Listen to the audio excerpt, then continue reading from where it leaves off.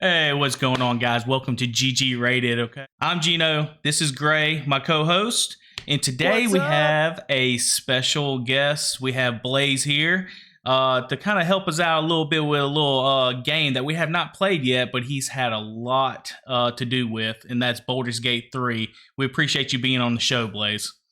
Yeah, hey guys, thanks for having me. I know you guys are two busy dads that, only really can sink your teeth into one game at a time. Well, I'm not a dad yet, so I can play two at a time. So That's awesome. That's awesome. Well, look, let's get this thing started off right from the beginning. Let's find out how each other's weeks have been. You already know we're kind of busy. You already kind of mentioned that a little bit, but great. How's your week been, man? Man, week's been pretty good. Been working a lot of overtime, playing a lot of Starfield on my breaks, and having a great time with it. So, kind of been Awesome. my week. Awesome. What about you, Blaze? Anything good? yeah, work hasn't been too busy, so I've been working from home a lot, and like Gray said, working, playing some games on breaks, and I just sunk my teeth into Starfield this past week, so I have some thoughts on it as well. No, oh, nice. We was wondering about that in the last podcast. Gray was asking if you did any Starfield, so we'll go into that in a moment.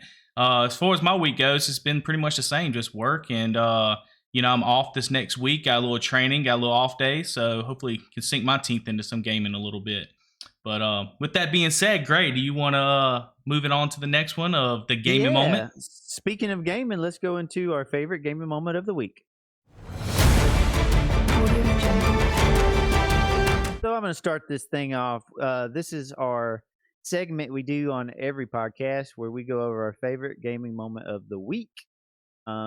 Maybe you can write us in at GGratedChannel@gmail.com with your favorite gaming moment, and we will read it on the show. But mine is about Starfield. So, I was going through this mission where you become a deputy. You pretty much go to a planet that's kind of like the Wild West, and if you follow the storyline, which I'm not going to spoil it, eventually you get a spaceship for free. So there was an instant after completing a whole side story investigating a plot involving farmers, a stolen ship, and a corporation that led me all over the place investigating and piecing together what was going on. I was in some epic FPS battles as well as a particular setting where I was involved in a version of Running Man. If you've ever seen the old Arnold Schwarzenegger movie Running Man, it was basically that. Um, Okay. let's see. It's basically an underground death race where I had to make it somewhere on foot and back, avoiding all sorts of savage space animals. So it's kind of like a small thing of Indiana Jones happening here, like you're running away, trying It's not to die. kind of sort of like you're trying to go through this, and there's a bar that there's people like betting on if you're going to die or not, basically. And I was having to do this so that I could get some information from somebody. Um, were you able to lie your way and place bets on the race even though you were in it? No, I was trying to. I actually asked that, and they said that I couldn't. Oh, So, That would have been so good. at the end of all of it, no spoilers. I get an awesome ship called the Star Eagle. I I ended this play session enjoying exploring my new ship, and I sat down at my brand new desk on this ship and logged out for the day. It was a great gaming experience and a great gaming moment. dude, that's pretty cool. So you ended up with a new ship, with New doing all ship that's that. got a bunch of rooms in it. Even has like a place to put folks in, like a brig. Yeah. Like it's big. It's really sweet, man. So that's the big Yeah, thing that with does that sound ship. awesome. I've been hearing, just to kind of touch on that a little bit. I've been hearing that different ships have different kind of specialties to them. Like they can do different things and hold different things. So you can hold like it's a brig. It can hold things or like what people or what. Yeah, you can put people in there basically. Dude, that's awesome. Mhm. That's all. Well, Blaze, you want to tell us about your? You got any gaming moments from this past week that kind of stuck out to you? Yeah, I'll add to the Starfield conversation since it's new to me this week. I haven't been on it since launch really. So um, I picked up a small mission, just a side mission to go survey a planet. This was early on in my leveling, I was probably level 3 or 4. And so the reward for this survey data was like 11,000 credits, which was a pretty good chunk of change. So Oh wow, yeah.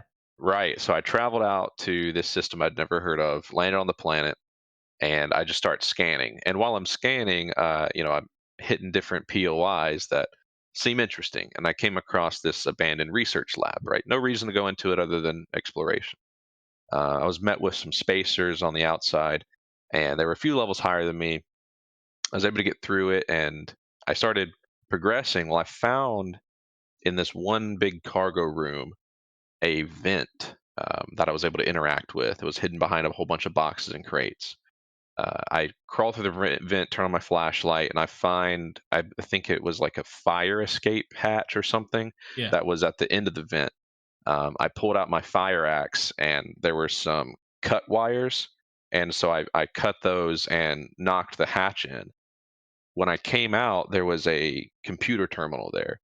I started in security, and I already had 2 levels in security to use the digipicks to unlock, and the computer terminal was a master level lock. Oh yeah. And so And I that's like the last one, isn't it? I right. think so. Yeah. So Yeah. I was sitting on a few perk points because I'm non-committal. I don't know what I want to go into yet, and so I threw a point in so I could do master lock picking. Um, and I'll tell you guys, I don't know if you guys have come across a master pick yet, but it is they're crazy. It had about Mm. 4 layers to it, and out of the key slots that you could choose, it had, I'm not kidding, I think it was either 16 or 20. Holy crap. Yeah. And if What? you don't get them right, then you don't have the So right so one. For so the let me get lock. Exactly. this. I did see a lot about you get 3 chances with this certain special and 2 chances. Right. So I was always getting my lock. So I'm like, man, why do you even need 3 chances? So you're saying that's when it comes into play, when you really Exactly. need those chances to get it right. Exactly. So it came down to there was 4 levels to the lock, right? There's the rings that you have to insert, and a ring goes away, and then you get to the next level. There was 4 levels to it, and about, I think it was 16 or 20. I can't remember how many rows of 4 that it had to use as inserts. It took probably 10 minutes because I had to plan ahead and make sure I wasn't using the wrong one, right? And I picked it, Mm. and it gave me access to the computer terminal to activate the robots. And Yes, Oh. when I did that, I changed the friend and foe settings, Uh-huh. removed their combat Oh. inhibitors, and 4 robots came out like Vasco and just started going crazy on everybody else in the facility. It just wiped it. That's So awesome. that was good. Yeah, That, yeah. that's awesome. That's a pretty good one. Well, man, I'm going to stick to the same thing then, man. I think we've all been kind of playing Starfield a little bit this week, of course. So mine's going to be about getting the Razor Leaf spacecraft, which is pretty much everybody knows as the Mantis spacecraft. So somehow between the first 15 hours that I played this game, I've came across a dead spacer. And when you come across these dead spacers, if you loot them, you'll get this secret message recording that you can play. And when you play this recording, it gives you this mission. It's called Dinabola 1-B mission. Okay, so that's where you're going to head to. Once you get there, you find you fight through these spacers at the lair of the Mantis. So think of it like this Mantis was like considered like a superhero, pretty much, okay, to this community. And nobody messed with it. Everybody was scared of this Mantis. And it gets passed down over time and over time, right? Well, there's so many like pirates and stuff there trying to find like the treasure because the Mantis ends up passing away.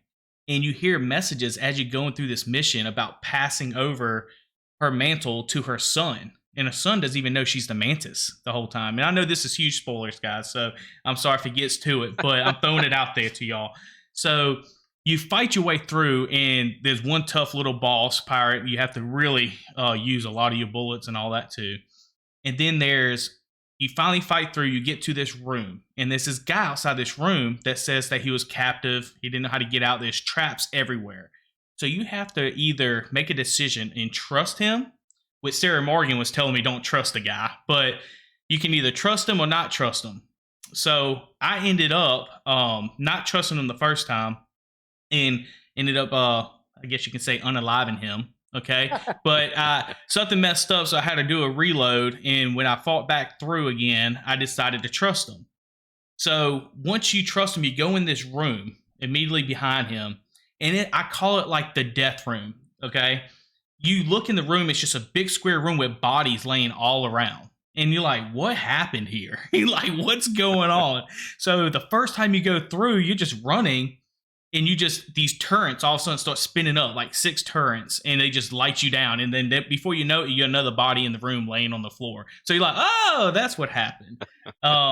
So long story short, I ended up finding out there's a code that you have to go by. I will not tell you the code. I'll at least save that for y'all when y'all figure it out. But if you get the code right, you go through it. Well, the guy follows you and he turns against you. And before he turns against you, he activates the turrets and these evil robots to come after you. And he tries to shoot you, which, he only takes like 2 or 3 bullets. Once you see that he's shooting at you, you can kill him really quick, But it was a pretty cool mission. So after you get through all that and the evil robots, you find yourself on the landing pad after going through all this lore of the Mantis, right? And you get this really cool spacesuit as well. After you complete the mission, you get the assistant carry Mantis pack, a headhunter's Mantis space helmet. You get a merchandise Mantis spacesuit. You even get the Razor Leaf ship. So the thing special about this ship that you leave on, once you sit in this ship and you leave, it's yours, is it has a shielded cargo hold, meaning you can smuggle contraband through the systems. Yeah. That's cool. Yeah, so all this contraband, everybody knows about what happens when you get the contraband, you get arrested. So so they have a name for the contraband. I forget what the name of it is. What is the name of that stuff that they have in Starfield? Well, so I've come across a couple different items labeled as contraband. Mm-hmm. So it's not just it's a lot. It can be the same item, but contraband. So there's one that I came across at a club, and they were trying to give it to me, and I didn't ever do it. What was it, Gray? What was you trying to take at the club, bro? I forget. I think it starts with a V. I'm not sure exactly. But they were trying to sell it to me, like everybody was trying to give it to me, and I was like, "No, dang it, I don't want any. I don't want to be inebriated. I'm on mission. Is that a sign? I'm trying to do something." I know I've come across a contraband item called like Aurora, I think. Aurora, that's it. Was that it? That's it, yep. Okay. It doesn't start with a V. It starts with a V. Yeah. Yeah. It's close. What's the from the boys? What's that thing called? The V or whatever? I think it is V, isn't it? I think it is. Gives them powers. Yeah. But I appreciate how vastly different all 3 of those gaming moments were in the same game. Yeah. There's so many branching storylines, man. And I actually have a question for you guys related to Starfield. Have you encountered any bugs? Because I had a couple, and one of them was not major, but it was like, oh man. I guess I'll start. I personally, so I mean, launch day and that's where I watched some streams, and I saw some streamers come across like maybe one bug every hour, and they weren't anything game breaking, which is great for Bethesda title. In my playing though, I came across my first, and I don't know if it's a bug or just an unfortunate series of events that happened, but it was actually right before I saved and got in here with you guys to record this. I was saving some people from some spacers. They were locked in their research facility, locked in behind doors, and they were like in an all-out war when I came in. And another wave came in, and I started throwing some frag grenades to take out like 20 guys. They just started rushing. And at the end, I'm chatting with them. We're talking about what just went down, and I get knocked out of the conversation because one of the guys is just starts teeing off on all of us, and so I turn and I shoot them. They go down, but they just fall unconscious. They can't be unalived. Oh. And they just get back up after 30 seconds or so and start shooting me again. So I don't know what I'm gonna do about that. Yeah. Was it somebody that was in your party, or was it just they somebody were? talking? Yeah, they were following me for that mission specifically. I picked them up okay. in the building, and they were chatting with me at the end. That's crazy. Yeah, But Man, I I don't think know if a grenade hit them or something, but yeah, possibly. that's pretty good though. I've heard a couple, which I mentioned in a second, but the only bug I really experienced, and I don't know if it's a bug, I've been telling Gray about it every time we play together, is one of the security guards at New Atlantis. I ended up stealing an apple just to see what would happen, and so they started shooting and chasing me over stealing an apple. I get on the I somehow make it to the train. I get off the train and there's only one security officer, not like four. So I'm like, oh, I can take on 1v1, and I end up unaliving this security officer. And from now on, that's been what, a week or two, Gray. And every Yeah. time I get off that train, the security officer is still laying there in the same exact spot. And I can't help but feel horrible as it keeps going on, keeps going on and about on. that. They need to hire a coroner bad. Yeah. Like, Yeah. hire somebody to come out and be like, So- hey, there's a dead guy here. I So guess it there is- are certain public services that we don't get in the future anymore. I That's funny. guess not, but it Yeah. just it kind of makes me feel worse and worse as time goes. But I've Yeah. heard there's been glitches. Now I don't know about glitches or bugs, but as far as ships killing people and boarding ships, and you have all the corpses are just kind of like pushed in the corner or something. I guess I don't know what's going to happen with that. Yeah. So I had one thing happen. So I've had a couple of times where the screen would just keep on loading, which isn't a big deal. I just restart the game. I didn't really lose my place or anything. That could have something to do with the deck too, because I've been playing a lot on the Steam Deck. But there was another mission where I don't want to spoil it because it's part of the main storyline. You have to make a choice. And if you make one choice, a main person dies. And if you make another choice, they don't. Oh And no! Now you got me and all nervous. Oh, I found that out because I Oh. made one choice, and then after I went there and did the thing, I wasn't able to leave. Like, I wasn't able to travel to my other destination. And the only way to get on the planet is to like go to your map and actually travel there. Like, Yeah. right. so I wasn't able to do that. Like, I kept trying and it wouldn't ever like happen. So I had to load as I had to go back in the thing and load up a game from like and maybe an hour before that and kind of do some things all over again, but it wasn't a big deal because I had already done it. So I just kind of breezed through it. And when I got to that point again, I made another choice. And that's when somebody died. And I was like, dadgummit, if I would have got to stick with my first choice, they would still be alive. Yeah, So- that's unfortunate. Ooh, Yeah, that's so that that's sucks, devastating. But Now that's going I to give me know, more and- anxiety on every choice now. Thanks a lot, Gray. But Yeah. but like it's kind of cool because their death really hit me hard, and I was like, I That's cool, wouldn't huh? have been able to experience this of actually feeling lost in a game if this wouldn't have happened. So, Right. like, in one sense, it's kind of cool I got to experience it, but it's not cool that I experienced it because there was an aspect of the game that just would not work. But that's been the only thing. I'm so surprised at how smooth this game has. It really ran has been. and It's been worked, pretty smooth. because the amount of code they've had to write here has got to be out of this world. Can for I all just the throw one different thing in things you there, can do. Gray? And I mentioned, I Yeah. think I mentioned it earlier. I am super impressed. Like, speaking of code and what they put in details, is the toilet paper situation where you can go Yeah, in tell them about that. That's really funny.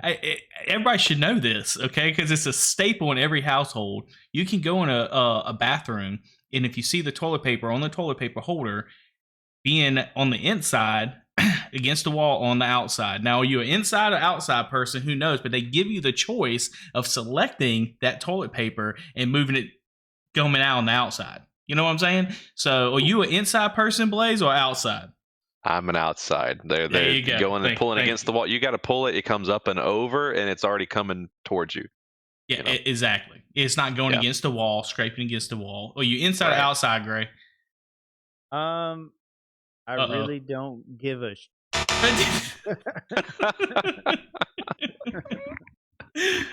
Go check right now. Go check. With that being said, I think it's a great time to kind of leave Starfield for a minute and let's go into the news. I think, Gray. We're going in the news. Let's go.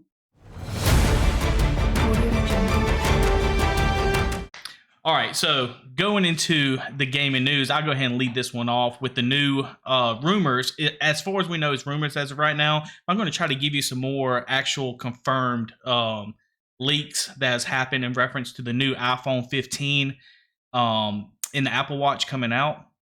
It's not so much as the Apple Watch is what we know, but a lot more in the iPhone 15s.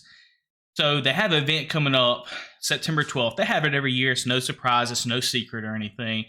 But the biggest rumor with the new iPhones is the new action button that has all but been confirmed by Apple themselves. The new action button will act as pretty much a shortcut button, like the action button does on the Apple Watch Ultra. So I don't know if you saw the Ultra watches that has like the orange button on the side that's titanium, the super expensive Apple Watch. That button is actually used as a shortcut kind of button that you can press for flashlight, whatever you want to do. Well, they're going to be bringing that to the iPhones now.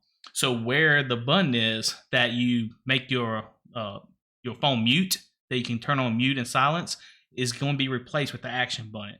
So you can still use that button now if you want to use it as a mute button, but you can use it as other things as well.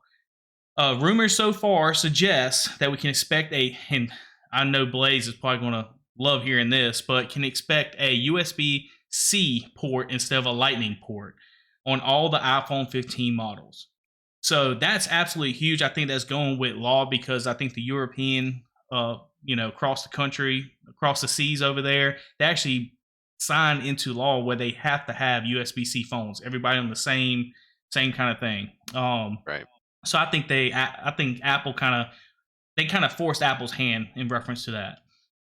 So it's going to be on all iPhone 15 models. The Dynamic Island, which was huge on the last time, I think it came out on the 14 or 13 on the Pro models, is going to be available on the iPhone 15, 15 Plus, in addition to the 15 Pro and the Pro Max. That means Apple will be doing away with the notch that it has been used since the iPhone 10, the iPhone X that everybody remembers, which was the flagship iPhone lineup for a sleeker, less intrusive design. So these prices, they're saying they're possibly going to go up $100, is what they're saying. But the pricing on the iPhone 15 models is expected to remain close to the same with a $100 difference. But right now, what they're thinking is the entry level 6.1 inch device is going to be starting at $799, and the 6.7 inch iPhone 15 Plus starting at $899. God bless Texas. Yes, Sorry. but the newer, the iPhone Pro 15 Pro Max can get all the way up to $1199, somewhere between $1099 and $1199 for that phone. So over that $1,000 price as well. So I know that, Gray, you're an Android user. Blaze, I know that you're an Android user. But there's a huge iPhone base out there, just as like they do in Android. What do you think about the upgrades that are coming? Not comparing it to Android, but the upgrades that are actually coming for the iPhones. What do you think about them? Do you think it's worth it? Gray, what you think? I think everything that they do is pretty impressive. It just comes back to the thing over and over of it's just way overpriced, and they've got everybody in that ecosystem, so they can pretty much do whatever the heck they want to do. But that being said, it doesn't take away from they're really good and smooth. And when you are in your own ecosystem like that, there's a lot better chance you're going to have a smooth experience. And they got some pretty cool tech, man. Yeah. I ain't gonna lie. Yeah, I agree with that. I know Apple products, look and feel premium. And when you're asking $800 for your cheapest phone, I'd expect that. But I will say on that price, that's nice that it's expected to remain the same with everything else going up in price. If they keep their models the same price from last year to the next year, that's appreciated.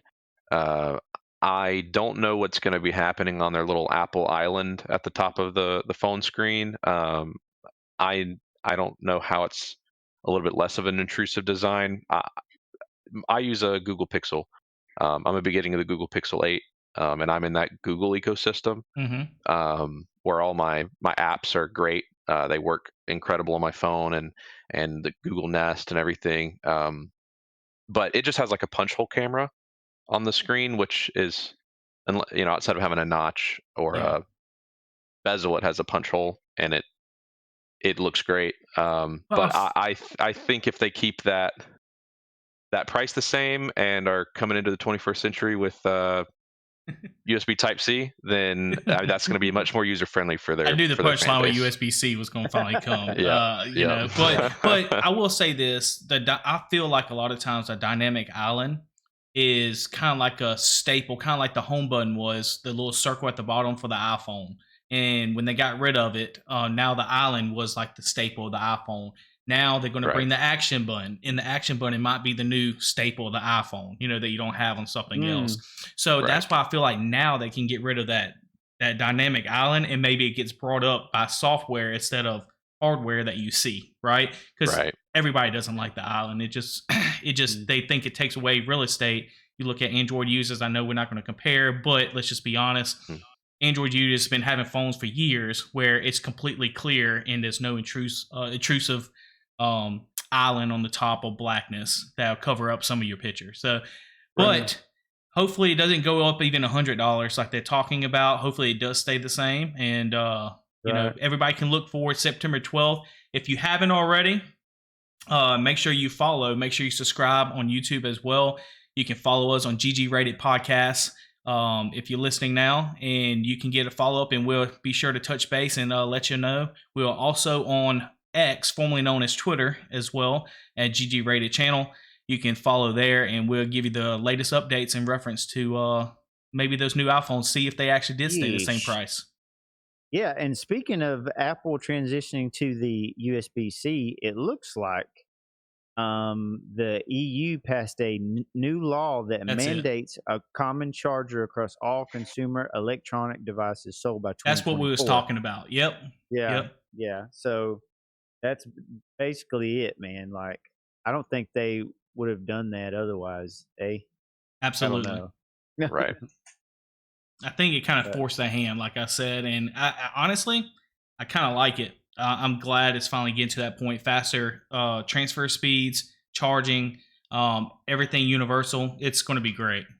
Well, I did hear about the Type-C chargers, that they have a way, coming with these new iPhones, they have a way to, that the phone recognizes if it's an Apple USB Type-C charger and not a third party. What? That's dirty, dude. You will not get your max charging speeds. Now that's an article I saw, and you might have a slower charging speed if you're using a third party. I would not doubt that, because if you try to receive a picture from an Apple phone to an Android, they will downgrade the picture. Yes, but that is both ways though now. Yeah. That is going both ways between both companies. They're playing that. Who started it first, I wonder? Like, who started that? I think it came when you had to do the replies and stuff, and they would send the same message. I mean, we can go on and on. I think it's been a tug and war between Android and Apple and Google. Yeah, Apple and Google. Dude, just back and forth. Anytime I can throw just a little bit of shade at Apple, dude, it's so easy for me. I'm sorry. Leave my Apple alone. Same. Leave my Apple alone. No issues. Okay. No issues. So you can't use your nice 10-foot charger. You got to buy an Apple one for $80. Oh, I love that 10-foot charger, man. Well, look, with that being said, Gray, you think it is time to maybe get into Baldur's Gate 3 with Blaze and get a GG rating going? Yes, let's do it. First, I'm going to explain what the GG rating is right after this.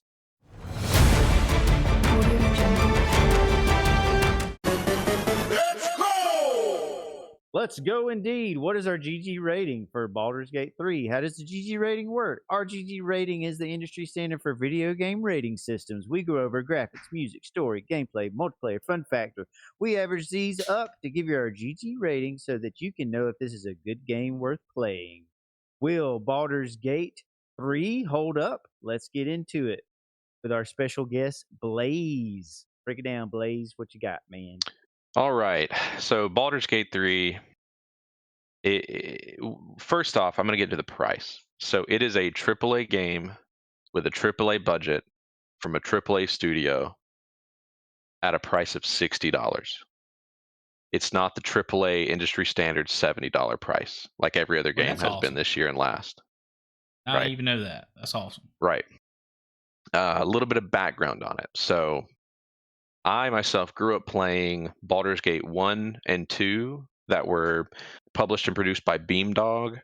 Back in '98, Baldur's Gate 1 was released.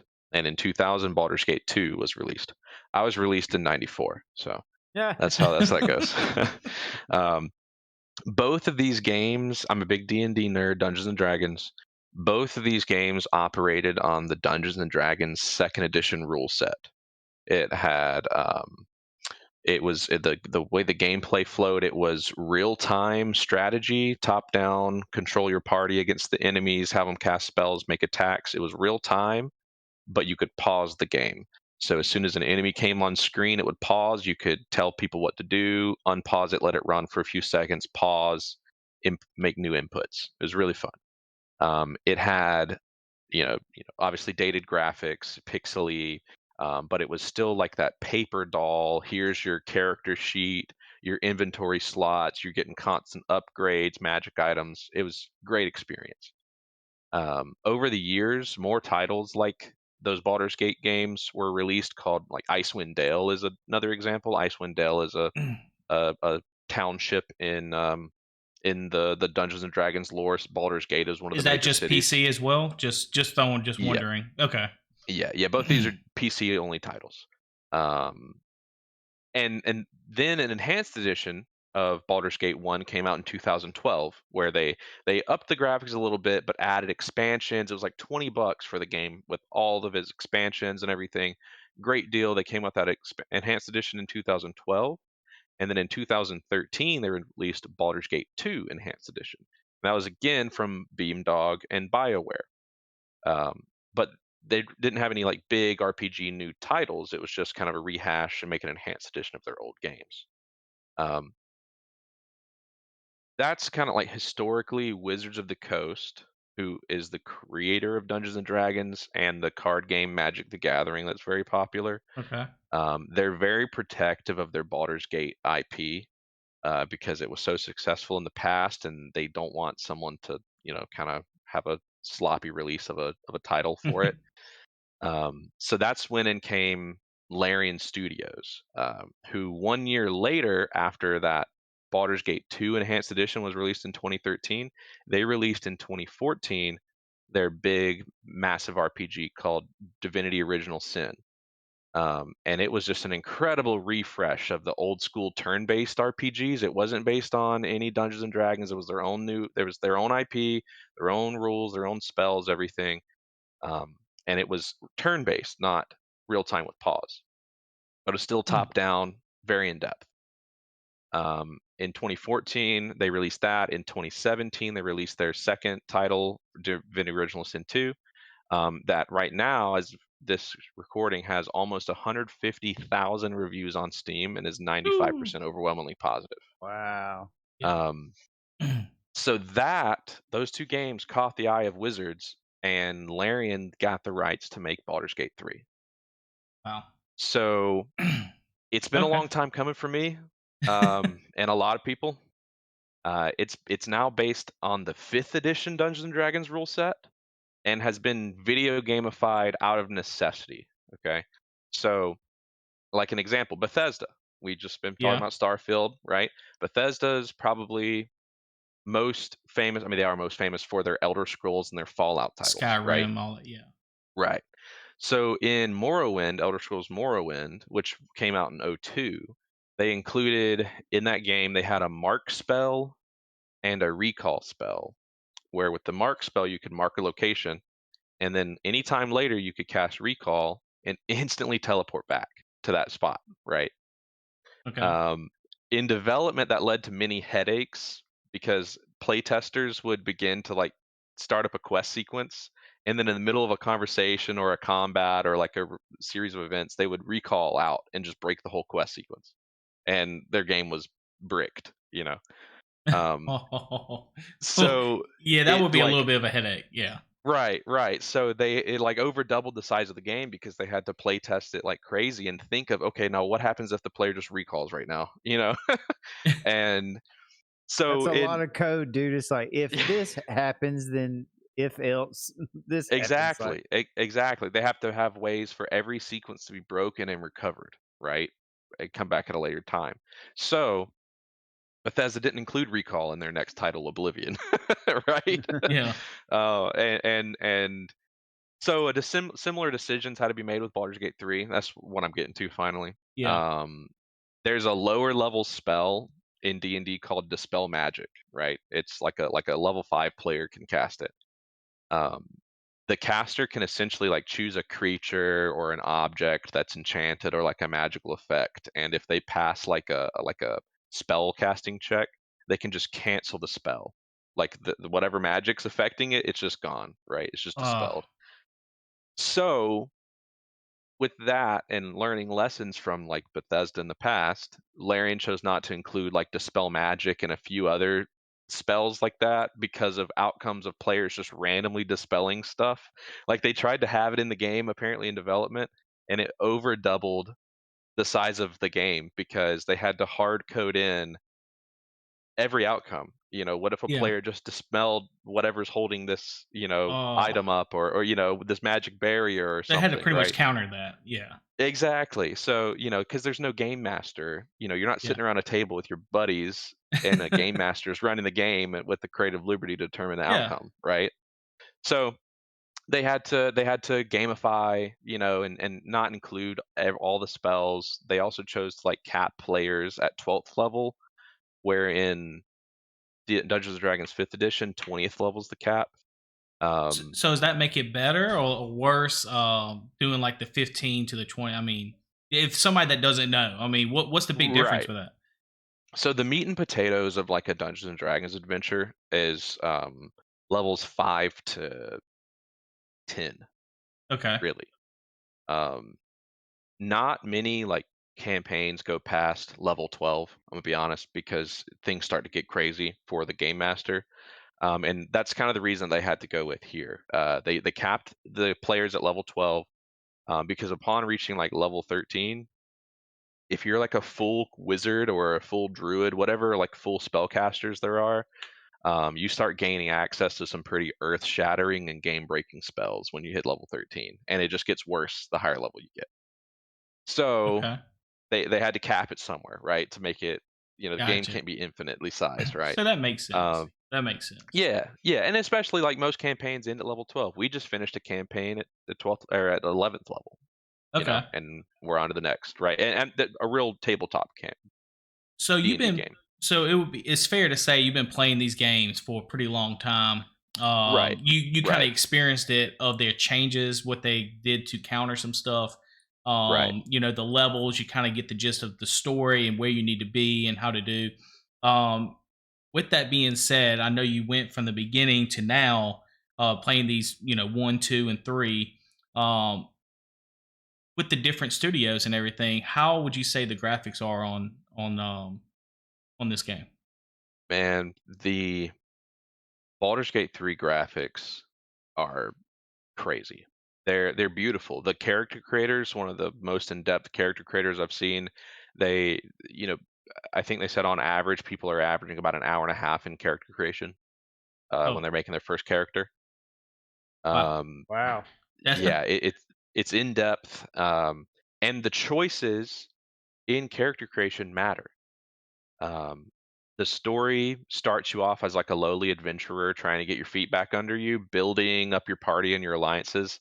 And over the course of a 100 plus hour story, Hmm. uh, you get hit with some pretty big game changing and story altering decisions from the start. And like I said, even in character creator, you have some heavily impactful decisions because you have your background, and there's a list of all these backgrounds you can make for your character, your origin, that sort of thing. You can choose to play as an origin character, which is kind of one of Larian Studios, like you can tell, like it's a mark on one of their RPGs. They always have, if they're a big party-based RPG, they have companions like in Starfield, that you can pick up and recruit and join your crew or your party, and you can adventure with them.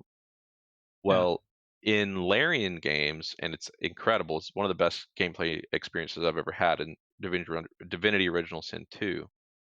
And this game is when you play actually as an origin character. You don't pick to create a custom character. You can play the main character of the game as one of the companions you can recruit.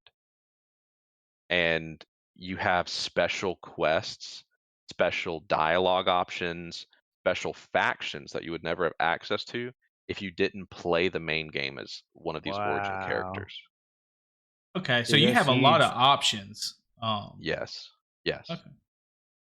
I actually chose my brother played an origin character, and I played a different origin character that their background, I mean, just by playing them, we had a companion come to our camp who we were trying to recruit, and uh, because of my background, I unalived her in the night. We woke up the next day, and she was not with us anymore. Dude, And the that's amount yeah, I was just gonna say the amount of different stories that you can build out of that is gonna make that extremely hard to put any kind of rating on the story, I would think, yes, because it's so different from, what the other person plays. Kind of right, like the Starfield that we talked about earlier, but you have different takes on different scenarios of the story, like Gray is saying, I think. But so when you talk about graphics, you say it's great, right? oh yeah. It's a Sorry, I triple A. bloated the No, story. you're fine. But you're saying just kind of going back, we're going to roll into the story, I guess. But the graphics, just to kind of let the audience kind of know a little bit, is I mean, you don't see any issues with it. No popping, no tearing, no bugs or anything too much. Pretty smooth. Doesn't look kind of wonky or anything like that. No, so I've the only graphical glitch I've had in over 80 hours of playing in multiplayer the whole time. Um, in one cutscene, I had the character I was talking to. He was a dwarf. That's his race. He was a gold dwarf. And that's his sub race. And I'm playing as a tiefling, so I'm like a uh, half human, half devil mix. I have horns and all that, Yeah. and I'm taller and he's shorter, and he was looking up at me, but at first he was kind of looking off to the side, right? And then when he snapped to look at me, um his like the model for his head Mm-hmm. attaching to his torso, there was a thin one line of pixels that you could see, like the skin didn't mesh together, Yeah. right? Mm. And that was just because the two models weren't completely You, meshed, and I think that was because that one snap motion of his head. you should get Gray to do the neck back thing. I think he did that on another podcast. If you could see it on the YouTube channel, he does it pretty good. Yeah, there you go. Yeah, Does it yeah, pretty yeah. good, but It was one of those, yeah. yeah. But Um, that's all. So, you got any questions for him on the graphics, Gray? In reference to that, or what do you Yeah, think? so I'm just interested in maybe the atmospheric aspects of the rendering of things, and when you cast spells and all that, like how far out there did they go as far as making that look really cool? oh yeah, all of the spell casting is heavy and impactful. There's even the sound design. There's thuddy bass when you come and you're like concentrating on a spell, getting ready to cast it. You're selecting your targets. Mm. Lighting effects bouncing off the walls, bouncing off the water liquids on the ground. Oh. If you cast an ice spell or a fireball, then the field will be covered in ice and people can slip on it if they don't Oh, make a that's awesome. dexterity save. You throw a fireball and it'll explode. If there's like wine barrels and oil on the ground, everything gets caught on fire and is burning. I mean, the spell effects in the game, the atmospheric lighting. You'll come into cellars or go down into the Underdark, which is like subterranean tunnels, and there's just fog settling. Um, you can Cool. cast spells like Fog Cloud that creates clouds of fog, or Cloud Kill is another. Is a poison gas cloud that you can move around the battlefield and envelop your enemies. And I mean, depending on your graphic settings and your hardware, if you're running it on high plus, it's a beautiful game. So It's would really you? cool. Is this a game that you can play at 30 frames? And I don't know if you have another question, Greg. I'm sorry if I cut you off, but I'm just wondering. Frame rate's been coming into the spotlight a lot with a lot of these games. Is this something that is better to be played at 30 frames per second or 60 frames per second and kind of take that dip on that quality aspect? You want to play this thing as high as you can. So I play on 1440p with a 144 hertz monitor. And if we're dungeon delving and I'm on high to like my shadows are on medium, maybe my reflections are on medium as well, some of those really graphics chugging settings, but most of my things on high. I get 144 FPS in like dungeons and cellars and crypts when we're dungeon delving. What if you don't have the hardware though, and you have to choose between, say, you have a 2070 or something lower, 1080 Ti, or even I know it's coming to Xbox soon, right? You're gonna have that issue with the Series S and the Series X, right? Right. Are you gonna play? Would you recommend playing at 4K 30 or maybe a 1080p 60?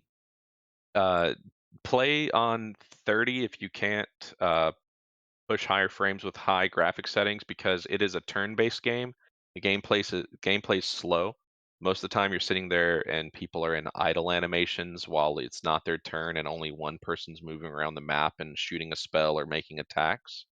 So it's not like a first-person shooter, right? But also with that being said, the game is highly optimized. My brother plays all of our 80 hours on 1080p, right? But he runs with a GTX 1080, not a Mm, 1080 Ti. He has a GTX 1080 and a 7th gen Intel processor, and he gets 90 plus FPS on high. nice. Okay, So, okay, and that's at 1080 gaming, 1080p gaming.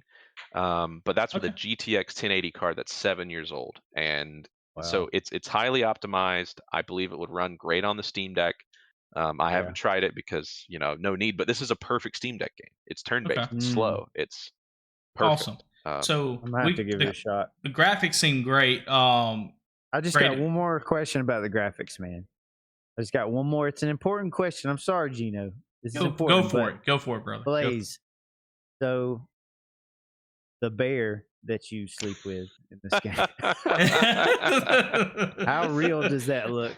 All right. So I've heard a lot about this infamous bear, right? Should have saved that There- for the story section, Gray. I mean, Going back to the story section, we're going graphics and story, baby.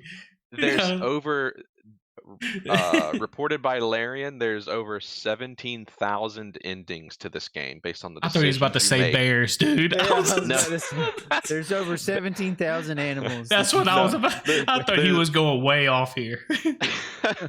There's over 17,000 endings to this game based on the story decisions you make.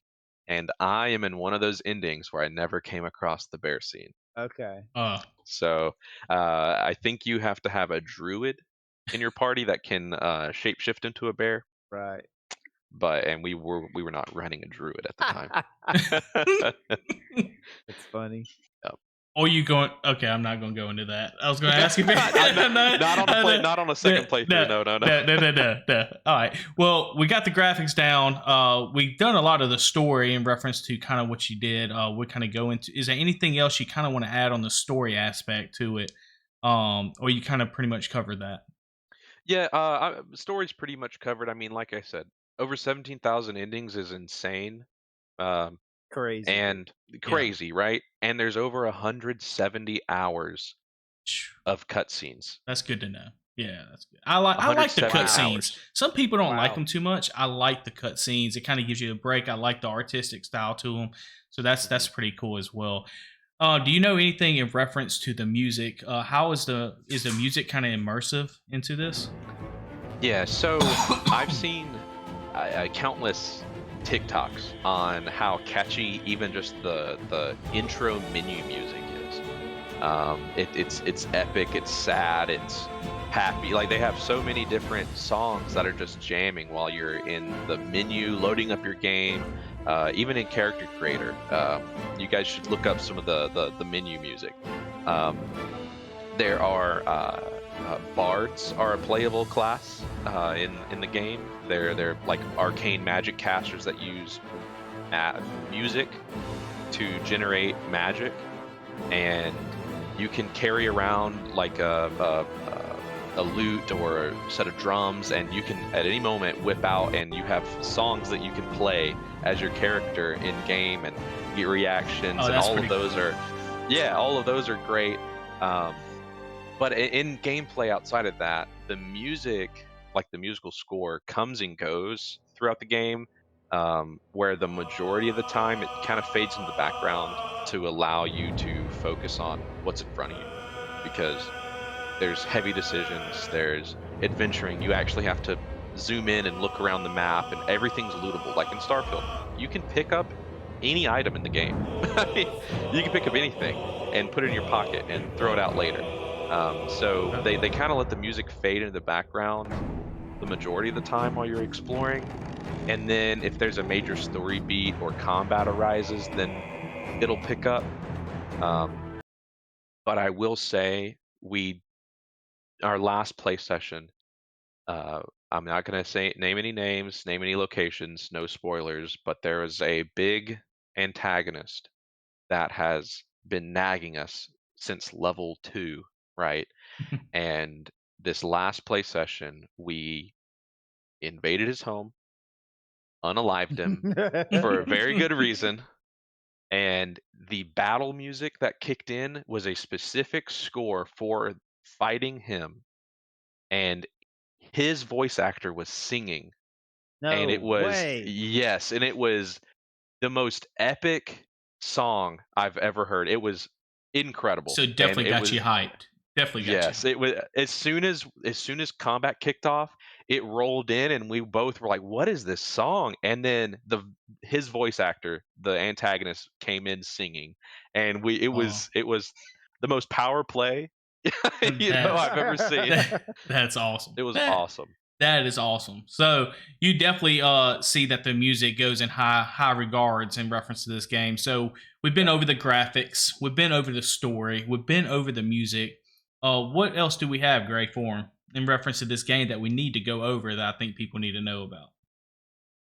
So what's cool as you were telling that last story, I had the main theme of Baldur's Gate playing. So that's it was like epic, man. I love the music in this game. See, I'm not big into fantasy and all that. I do like D&D. I have played and but dude, you're making me a believer. You are making me a Baldur's Gate believer. I'm Definitely, honestly, since I've been playing, I didn't. I'll be honest, I haven't played much Skyrim, right? So when I play Starfield, I have all these decisions and different things happening. And for you to say on Baldur's Gate, you have 17,000 different ways that you can go through this thing. I mean, I agree with Gray. It's kind of, you kind of make it seem, just you telling Yeah, me about the music on the boss, with the music and getting you hyped. It kind of makes me just want to play it just to get to that point. right. yeah, and I would like them to take a shot at a space theme. I forget what the D&D version is where you're in space. It's not called D&D, but it's called something else. Do you There know, Blaze? there are several other tabletop RPG systems. One that heavily competes with Dungeons and Dragons and actually was more popular than it, about 15, maybe 10 years ago. Uh, it is, oh man, you put me on the spot. Oh, sorry. Why? Pathfinder. Pathfinder is Pathfinder. what it's Okay. called. Right. Right. It's Pathfinder. The creators of Pathfinder have Starfinder. Starfinder. Yes. Yes. I want to play that. That would be really cool. And if they Now, did the same thing they did with Baldur's Gate 3 and made it that, Yeah. then I would be super, super 'Cause hyped for it. I'm a space now, junkie, man. So Me too, man. I love anything space. you should check out. It's the old school style RPG, like the ones that came out in the 90s and 2000s. But there is Planescape Torment, and the Okay. newest one is called Torment Tides of Numenera, and it is like a hex techie sort of.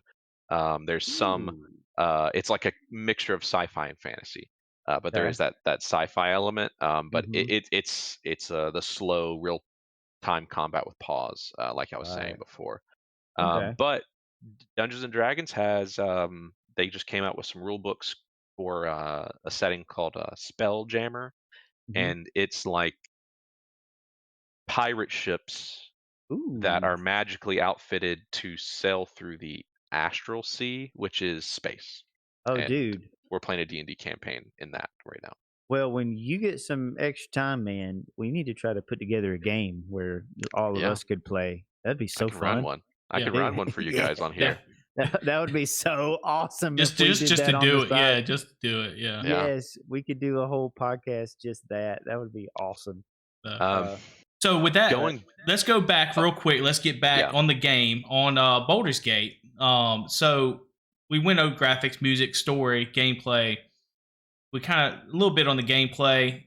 Is there? You said there is multiplayer, right? I know you saying that you play with your buddies. So multiplayer is it online? Is it just local? It's up to 4-player online co-op. Okay. Okay. wow. So the last thing I want to ask that we kind of want to go over with you, I'm sure Gray's got some questions as well. But as far as fun factor wise, what do you think about as far as somebody that has not played those kind of Dungeons and Dragon games? Do you think they could get something out of it? Yeah, if you're you don't have to play Dungeons and Dragons or understand Dungeons and Dragons at all to play this game. It's just really cool someone who's involved in the lore, and when they drop a name, I know the name, right? I don't have to get the lore drop in game when they just mention a name. I know who they are, right, from D&D lore. So Right. Right. I'm seeing all those callbacks and references. I think that's really cool. um, but they explain everything. There's nothing that's behind a veil of fog that you won't understand if you have never played a tabletop RPG. um, Fun factor wise, you can do some of the wackiest stuff in this game. I mean, this game has made jumping fun. um, how far and high you can jump is based on how strong your character is. And my brother's character is his strength is max, and he can jump. I'm not kidding, like 6 times the distance my character is, who's a wizard and uses spells and stuff. And he will jump clear across a battlefield and land at the feet of the enemies and just start teeing off on them. And or he'll jump to the top of a tower, off a tower, and I got to use like fly spells and stuff. um he just the dynamics. He carries around, because he's so strong. He carries around crates in his inventory, just wooden boxes. And if there's a place that I got to jump over or jump up to and I can't make it, he'll just start stacking crates and make a stairs for me, and you can walk up items that you've stacked, climb on top of them, and then jump from there. So he carries step stools around for me. I mean, just the wackiest things. He's put 20 explosive barrels in a magic chest that reduces the weight of items you put in it, and then he's thrown the chest on the ground and destroyed it with like a fire arrow, and just out of nowhere 20 explosive barrels explode. And I mean, Oh, it's jeez. it's crazy the wackiness you can pull off. The fun factor of this game is through the roof. That's amazing, man. Yeah. That's Yeah. awesome. Yeah. I do want to hint. I'll say the voice acting and the animations in the conversation Mhm. is awesome as well. Um, Before we move on past Okay. all of it, so Yeah. I gotta give credit to the voice But that's actors. what I was going to ask you. Is there anything that you think that should be named that we kind of left off? That something that if they had to decide to buy this game, spend that $60, not that 70, and dip their toes in this water of Baldur's Gate 3, what is something that they should know that maybe not? It's not just public information. Yeah. So the voice actors that are behind the characters in this game are incredible. Every conversation you have is voice acted. Every dialogue option is voiceovered. I mean, and there's emotions coming through. There's facial animations. It's not mocap, because they have 170 plus hours of facial Yeah. animations and conversations and everything. Right? It's not mocapped, um, but the facial animations are so good that in conversations, sometimes you'll see that you failed an insight check when somebody's like lying to you or something. In Dungeons and Dragons, if somebody's lying to you, you can say, "I want to roll an insight check," and you roll, and if you fail, then you don't really get any information, or the game master might say, "Oh yeah, he's kind of scratching at his neck or won't look you in the eyes," and you can tell that he's probably not being 100% honest, right?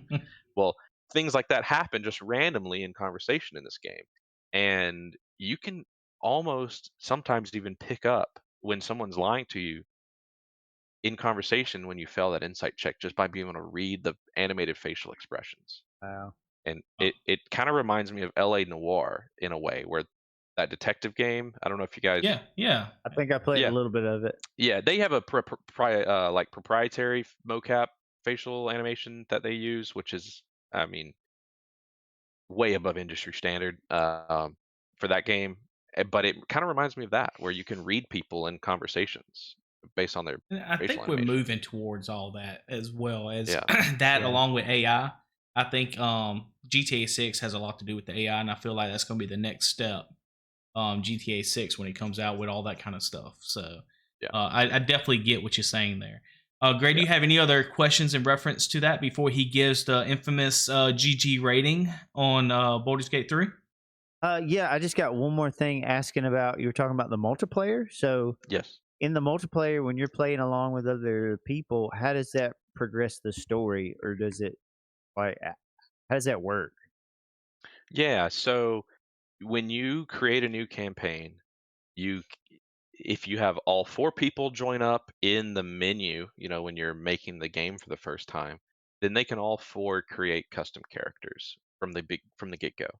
And they can choose Oh. those origin characters that I was speaking on earlier, where you actually play your character as is the companions that you can pick up along the way, Mm-hmm. or you can make custom characters.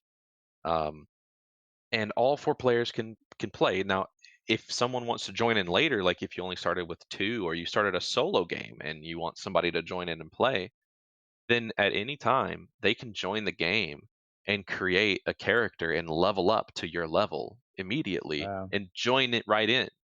Um, and if you come back later and you want to progress, and not everybody's playing, right, or they don't want to play the game anymore with you, Mm-hmm. then you can remove their character from the party and you don't have to deal with them anymore. They're just Oh, removed from Wow. the game.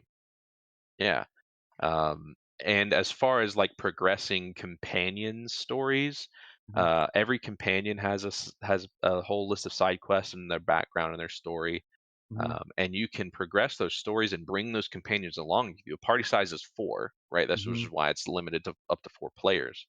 Um, so if you have two players, you each control a character, and then you have two more companions that you can have whoever wants to control. They can Mm-hmm. control them. So we split two and two. We each have our player Okay. character and our companion. I know you play And with your I, brother.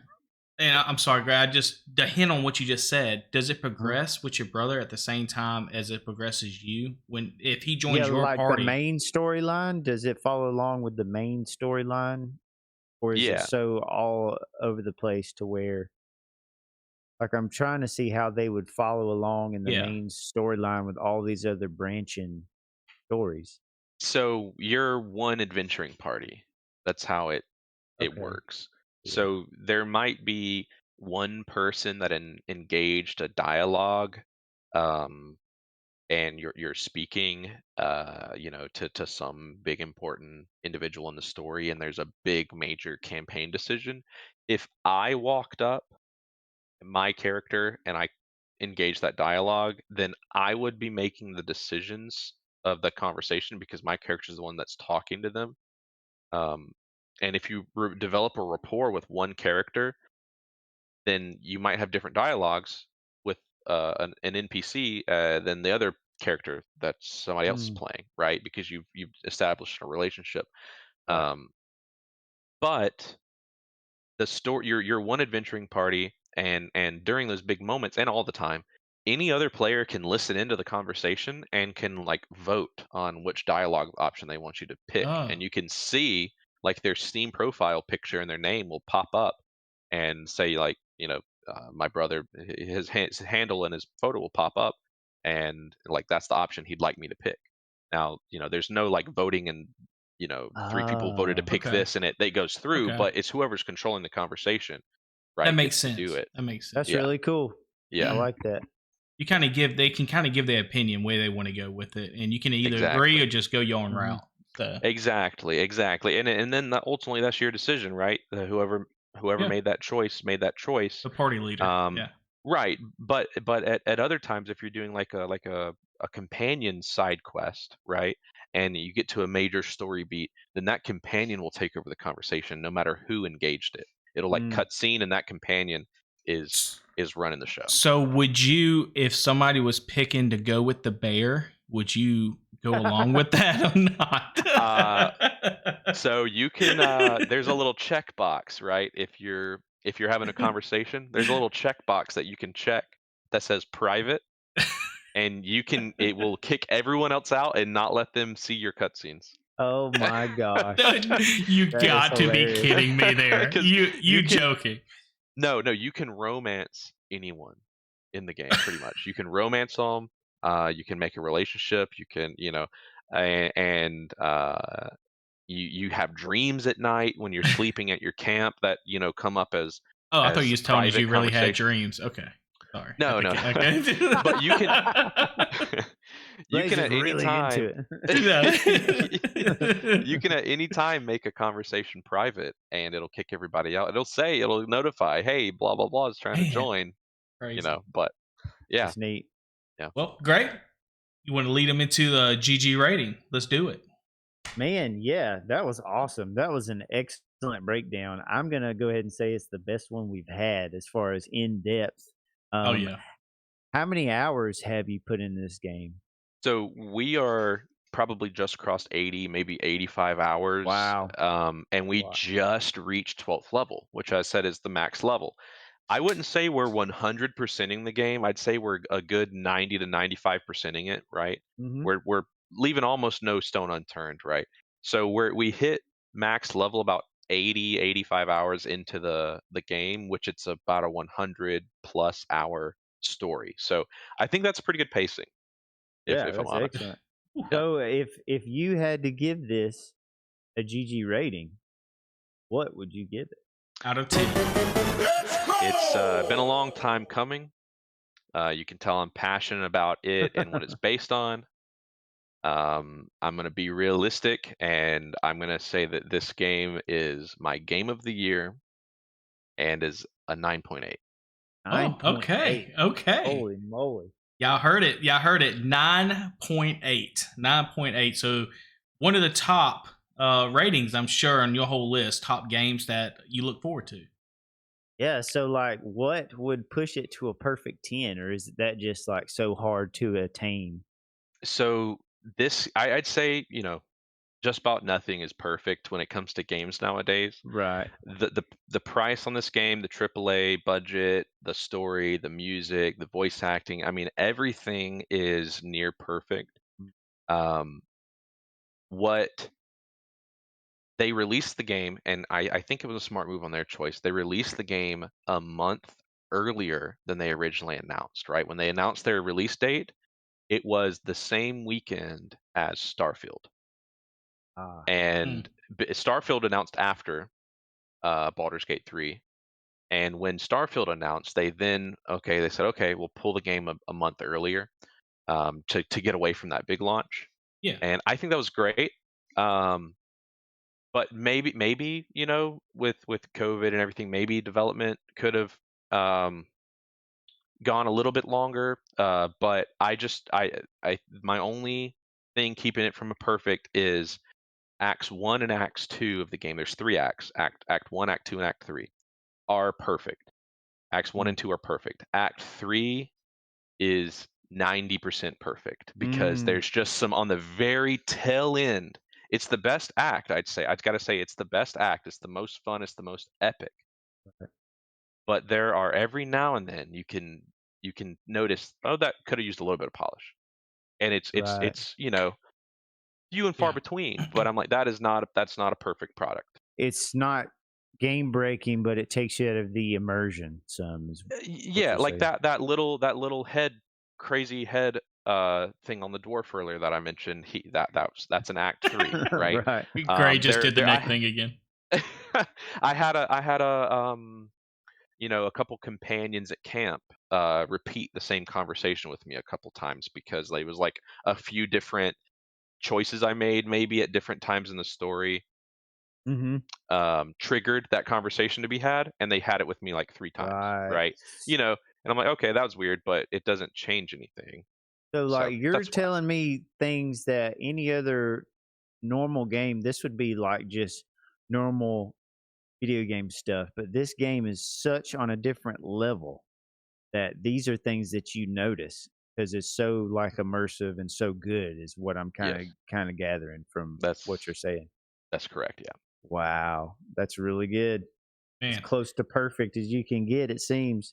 Well, and you I got somebody that's spent 80 something hours on this game, so I think I'll trust that rating from old Blaze. And Blaze, before you go, we're first off, let's just say before we go and get done with this bonus news that we're going to have, I appreciate you coming on, man. I appreciate you, sharing that with us and giving us the infamous GG rating. Oh yeah. Hopefully, we Thanks can for have you having me. back on in the future, and Definitely.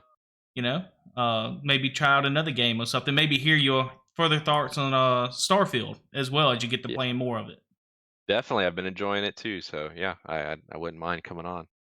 Oh yeah, that would be a fun episode for all of us to break down. And man, I'm gonna have to give Baldur's Gate 3 a try. I'm gonna dig into that as soon as I can find it on sale because I'll probably mainly play it on the Steam Deck. I'm gonna probably grab that up. So thank you for making me a Baldur's Gate believer, Blaze. Thanks for That's listening, right. man. Yeah. So on to the bonus news brought to you by nosponsor.com. Don't come here for a sponsor because we don't have one. All right. Bonus news. Hit us with it, homie. Well, I just want to let's end this on a little bit of Starfield. Obviously, since we've already talked about it a little bit, it's going to be very quick, but it's about the Starfield Mark One spacesuit that's been making its rounds in reference to a bug, I would say, or hey, maybe Bethesda did it on purpose.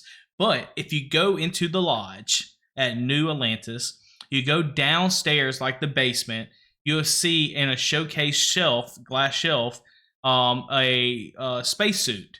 Well, you Master cannot. locked, right? It is. It is. Blaze, I'm sure you can just go master lock that thing. But if you Yep. want to save your digipix or whatever you need to use, what you can do is there is where you can open the case. It's like an octagon glass case. If you put your cursor just in between where it opens at, the crease, it'll go from the selection for locked to the selection to the actual spacesuit. And if you hit A, or I don't know what your PC control would be, but E. if you hit select, and it will actually give you that spacesuit and take it out of the case. And I tell you what, it's the Mark One spacesuit.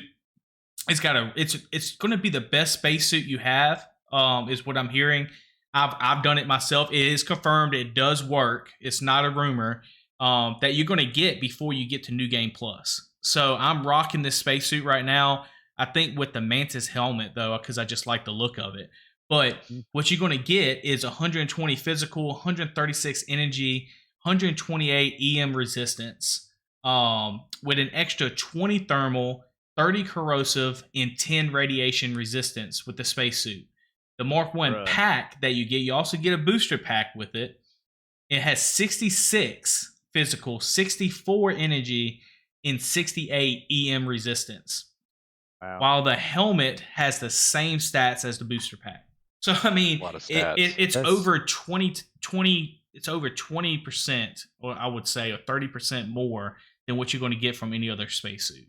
Combo. That's a lot. That's a so lot. tempting because I think I got like 15 advanced locks left before I get to master level. Well, you don't have to use it. And You can just save it. Right. There you exactly. But man, I go back and forth on it because it's like I kind of want to earn it, but also I kind of just want to grab it. Hey, So I don't man, know. you get experience when you pick a lock, so that's all I'm saying. Oh well, we go back, Blaze, just to kind of throw a little shade, I guess, on myself. Is he got me Yeah. into Resident Evil 2 remake, Still can't believe you played remastered remake, and I was like, man, this game's awesome because I like experiencing the story. It doesn't matter how I get to it, as long as I experience the cutscenes, the story. And I ended up seeing that you can buy on Steam some mods for like unlimited grenade launch, rocket launches and stuff. So I'm going around. I'm Yes. going around. It was $1. It was $1. I was, I'm doing that. So I got unlimited rocket launch, and I'm just going around just killing all the You zombies. just blasted through Blasted the game, them. takes all the scary out of it, man. Oh Like, that's my part of the game gosh. is trying to find ammo and stuff. But me, and I'm you're barely having on a the edge of death. blast. The Yeah, point but he's is, you just want to have mowing a 'em blast. down. You know? Duke Nukem over here is running through the game. For 99 cents, you too can beat Resident Evil. Yeah, he made that whole game his fee, if you know what I'm saying. Yeah. Jeez. But so we had different takes on it, which I really appreciate. With Gray and everything. But Yeah. guys, that's if you want to do it, that's up to you. You don't have to do it. You can earn it the other way, but we can go that route. But Blaze, again, I appreciate you. I appreciate you coming on the stream. I appreciate you, telling us your side of the story on Baldur's Gate 3, and hopefully we have you back in the future. Yeah. Thanks, guys. Thanks for having me. Looking forward to another episode in the future, and hopefully I didn't talk your ears off too much about Baldur's Gate today. Not at all, man. Not at all. It's great, man. Thanks everybody for listening. And if you want to send us an email with thoughts, questions, or comments, it's ggratedchannel@gmail.com. We'll see y'all the next time. Peace. Thanks for listening, everybody.